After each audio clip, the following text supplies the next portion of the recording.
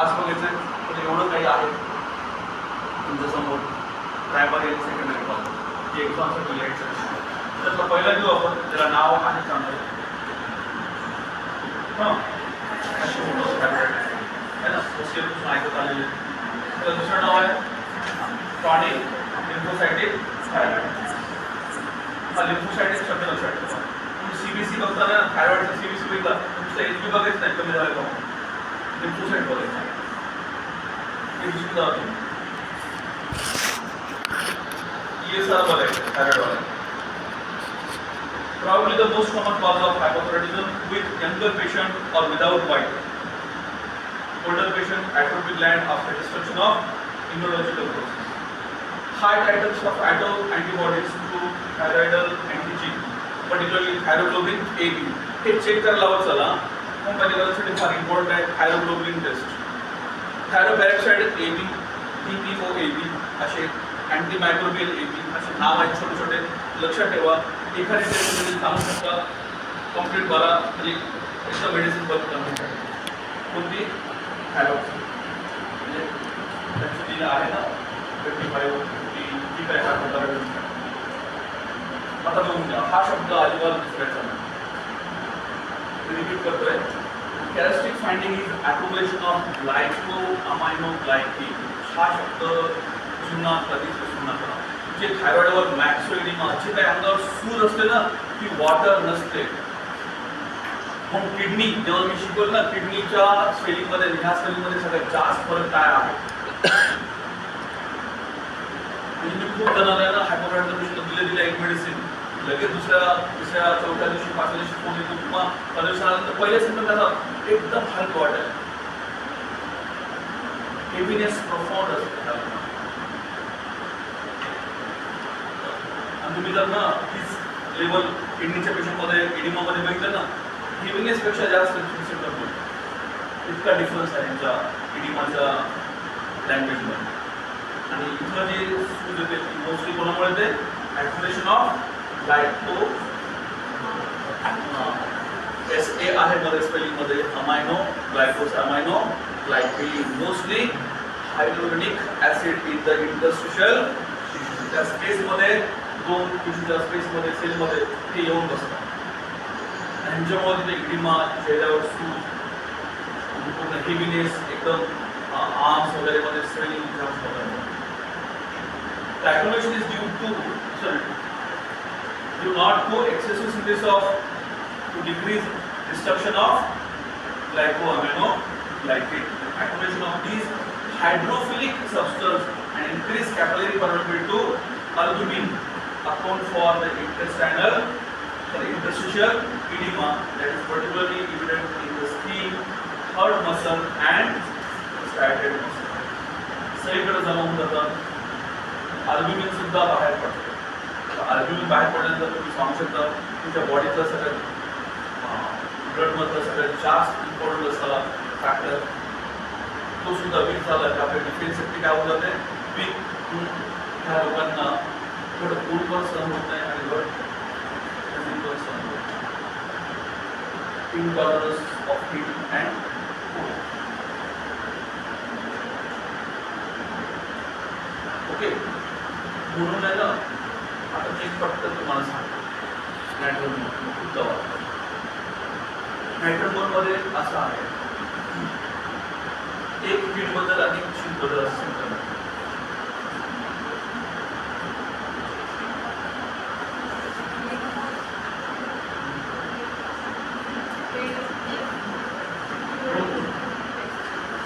शोधू सांगता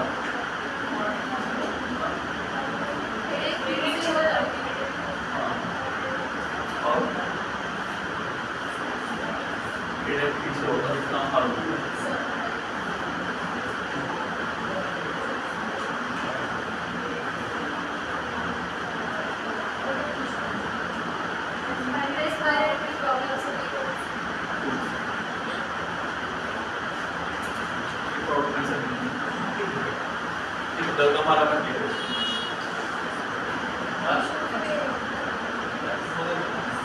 ते काय प्रॉब्लेम वगैरे येतो ना.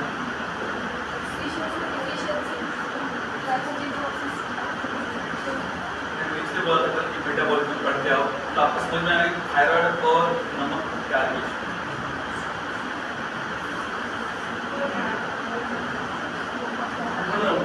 लिवर असं म्हणू नका, मेटाबॉलिझम चा highest function food convert into the energy तुम्ही कसं काय समजावं असं हार्टचं काम आहे, नर्वचं काम आहे, ब्रेनचं काम आहे नाही. एंडोक्राईन त्याच्यापेक्षा उंच म्हणजे सप्रेशनच्या वरून आपण बघू नंतर साम्यावर आलो एकदम हाय फंक्शन एनर्जी क्रिएट आणि एनर्जी असेल तर सगळं हार्ट आहे सगळं ब्रेन आहे. तेवढी एनर्जी तेवढं मेटाबॉलिझम आणणार करणार. सिम्पटम असं आहे खूप थंडी वाजतोय फ्रेंड्स मध्ये.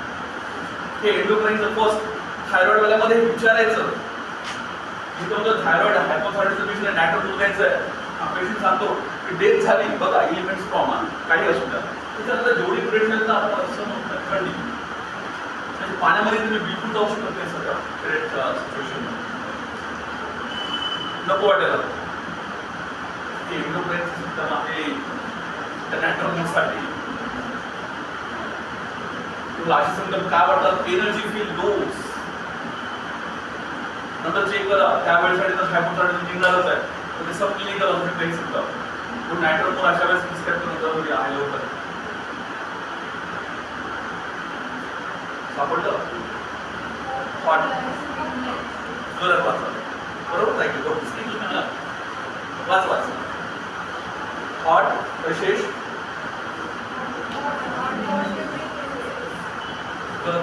नाही पण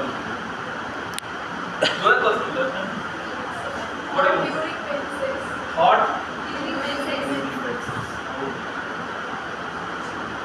बरोबर आहे. एकदम हीट मेटाबॉलिझम इन्क्रीज होऊन जातं, वॉटर लेवल कमी पड लागतं आणि पेशंट हॉट फ्लशेस सप्लाय त्याला गरमी झाल्यासाठी एकदम आपण सल्फरमध्ये म्हणतो ना सगळे सिम्पटम्स सांगतो सगळे सिम्पटम चांगलं लक्षात ठेवायला अजिबात नसू नका. आणि ते सिम्पटम मेनोपॉजमध्ये आलं की त्याचं अपोजिट होऊन जातं.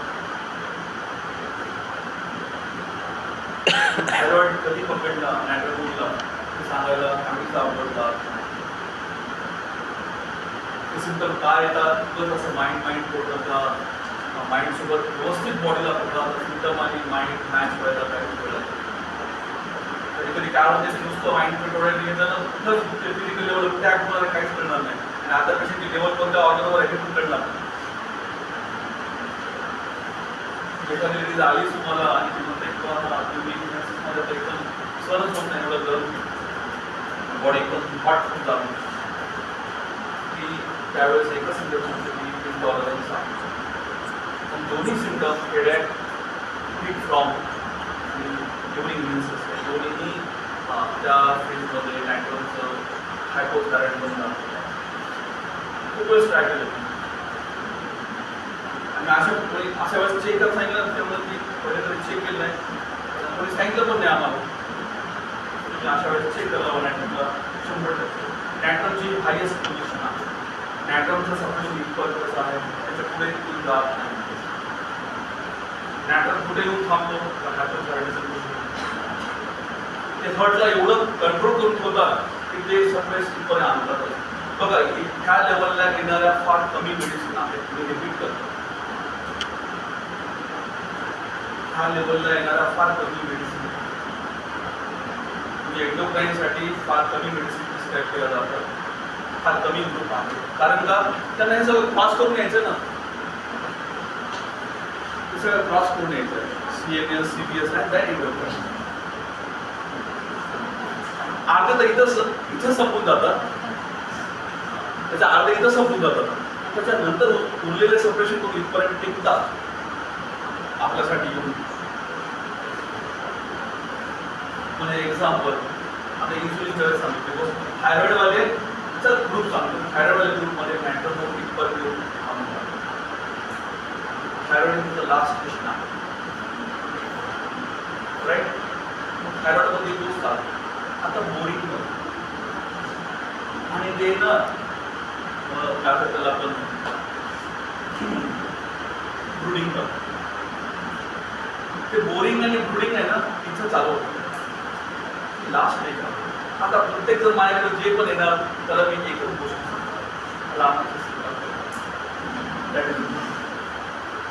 सोडामध्ये कधीच सांगत नाही. सोडामध्ये सेल्फ माझा रिस्पेक्ट कमी होऊन जाईल म्हणून मी सांगतो. नाहीतर मग सायकोसिस मध्ये पण बोलू शकत नाही. फक्त past events just speak alone बस त्या कॉजलेस स्पीक ते सोडामध्ये सायकोसिस मध्ये जस्ट टुवर्ड युअर माइंड मला ना की नॅटरनुसार तर प्रगती पोलीस करू शकतो. या सगळ्या गोष्टीला फेकून देतात. त्याला म्हणतात I am the best and the start. आणि तिचा फेथ एका लेवलला आला आणि ब्रेक झाला की मग एंडोक्राइन आणि मग थायरॉइड आणि नंतर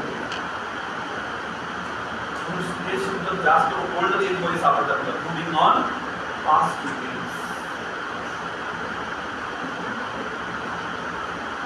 सापडतात. मोस्ट रिपीटेड नॅटरमच्या स्टेजेस सांगितले. आता मी रुटीन घेतलं की लिमिट्स फ्रॉम ड्रिफ्ट नॅटर मूव. आता कोणतं ड्रिफ्ट आहे 16वाला सायकल कोणता रेस्पॉन्स देईल ते नाही बघणार तर मेडिसिन सुटणार आणि पोटेन्सी पण इथंच करतो. प्रॅक्टिस व्हावी म्हणून प्रत्येक गोष्टीला थोडंसं बघा. मॅथमॅटिक अप्रोचेस लावा, मेडिसिनचा अप्रोच लावा. फक्त एवढं विचारायचं नाही कधी म्हणतो इथं आहे जे सगळीकडे आहे तेच होमोपॅथीमध्ये आहे. फक्त ह्याला फक्त तुम्ही जी गोष्ट बघाल ना ती होमोपॅथीमध्ये यूज करा. तुम्हाला एका पुस्तकातून नॉलेज मिळण्यासाठी पॅथी नाही मी पॅथीच नाही हे डायनॅमिक कशामध्ये टाकतो तर म्हणून पॅथीच नाही. बघा कुठे कुठे जमा झालं तर स्किन आलं इथं. आता इथलं स्किन हे असं नाही adhered to the bone joint nails असं नाही ना. हे स्किन पार्ट ट्रिमेंडस आहे. सांगतो सिम्पल स्किन नंतर क्लिनिकलमध्ये पहिलं आधी कसं वाटायला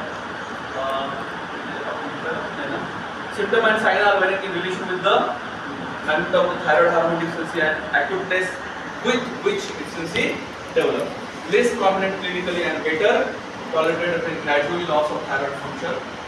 As in most of cases, primary hypothyroidism symptoms develop acutely after thyroidectomy or abrupt withdrawal of exogenous thyroid hormone. The sudden onset of the plan slowly होणारा आहे. Gradually slowly onset वाला medicine चालतं. Slowly metabolism process बघा heading का दिली आहे त्याची सगळ्यात इम्पॉर्टंट एनर्जी लेवल जाऊन त्याच्यातलं पहिलं सिम्पटम हेच राहणार आहे फटीग. खूप दिवसापासून मागच्या 1-1.5 वर्षापासून खूप डॉक्टरकडे गेले थकवा कोणीच काही नाही. मी म्हणत थायरॉइड चेक करा आता पण आम्हाला कोणीच सांगितलं नाही. थकवा क्रानिक लेवलला आला तर थायरॉइड चेक करा. त्याच्यामध्ये जर हे सिम्पटम असं तर अजून चांगलंच झालं. कुठे गेलं वेट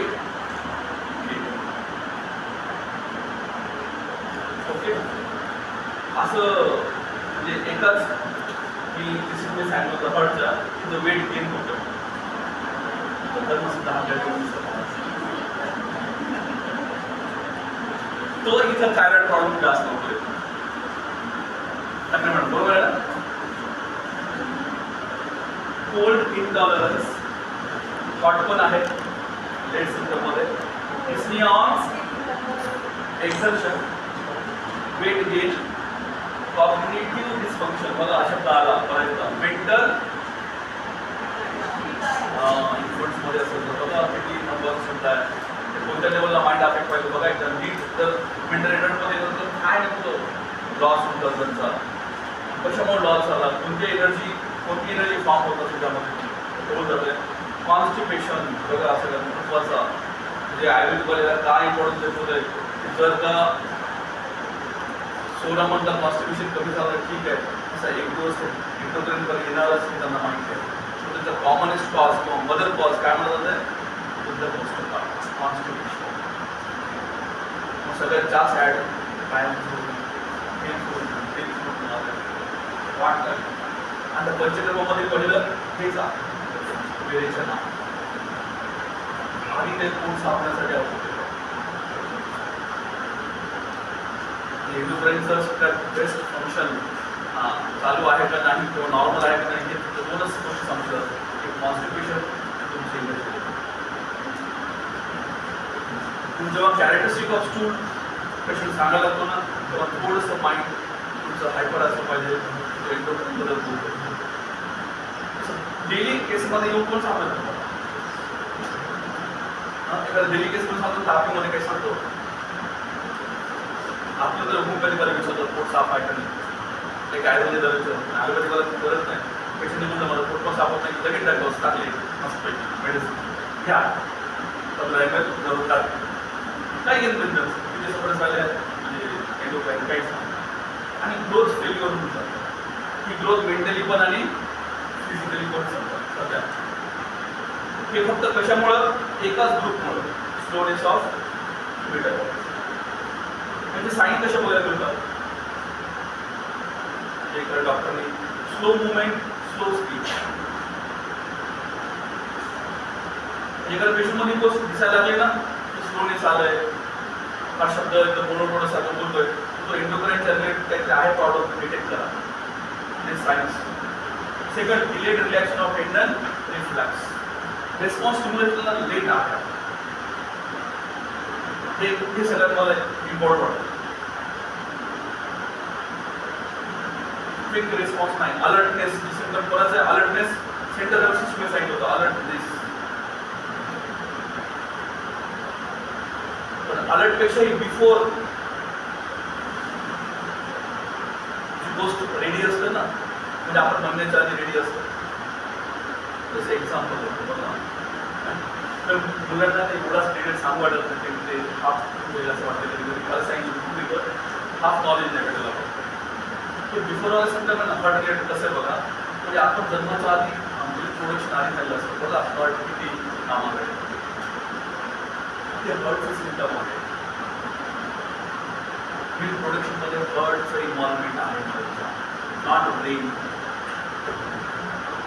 इतके ते मसल्स आहेत आणि आता जो शब्द वाचला ना कोणता ग्लायको वाचा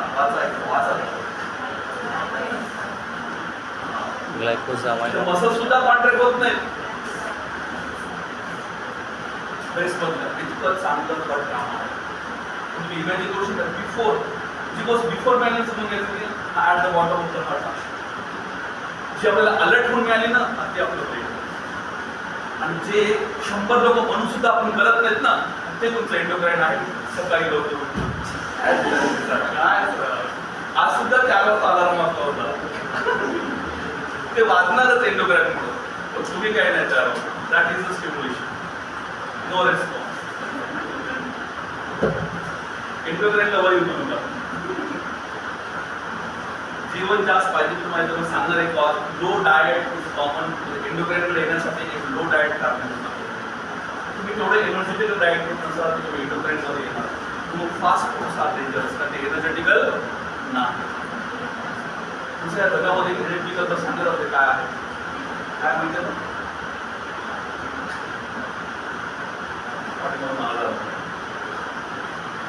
ब्रॅडिकार्डिया ना सो कॅरेक्टर म्हणजे काय हे एक चांगलं सिम्टम आहे साईन आहे ब्लडमध्ये कोणतं विटॅमिन कोणतं काय